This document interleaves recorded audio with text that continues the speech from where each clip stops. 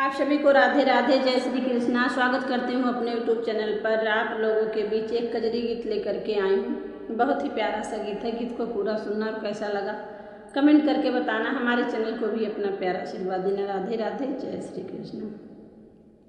भरी आई गंगा लहर मारे यमुना, कैसे जाबू गोरी नई हरवाना। भरी आई गंगा लहर मारे यमुना, कैसे जाबू गोरी नई हरवाना। कैसे जाबू गोरी नई हरवाना। सिकी आई चिर चिर स्वामी नैया बनई ब। सिकी आई चिरी स्वामी नैया बनई ब। वही चढ़ी जैब नई हरवाना। वही चढ़ी जैब नई हरवाना। टूटी जई है सिकिया तो डूबी जई है नैया। टूटी जई है सिकिया तो डूबी जई है नैया। डूबी जई है नैया तो डूबी जई बुरनिया।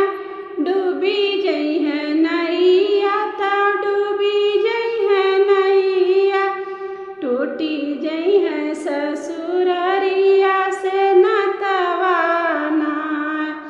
भरी आई गंगा उमड़ी आई यमुना, कैसे जाबू गोरी नई हरवाना। कैसे जाबू गोरी नई हरवाना। टूटी जई है नैया तो डूबी जैब स्वामी।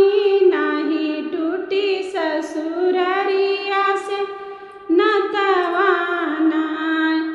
नाही टूटी ससुररिया से नतवाना। हमर नैहर स्वामी लहुरी बहिनिया। लहुरी बहिनिया स्वामी छोटकी बहिनिया। हमर नैहर स्वामी लहुरी बहिनिया। वनहि से करिहा बियाहवाना। वनहि से करा बियाहवाना। हम काना चाही रानी तुहरी बहिनिया।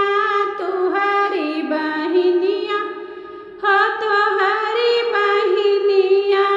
हम काना चाही रानी छोटकी बहिनिया। तोहरे संगे बीत जिंदगानिया ना। भरी आई गंगा लहर मार नदिया, मती जावे गोरी नई हरवाना। भरी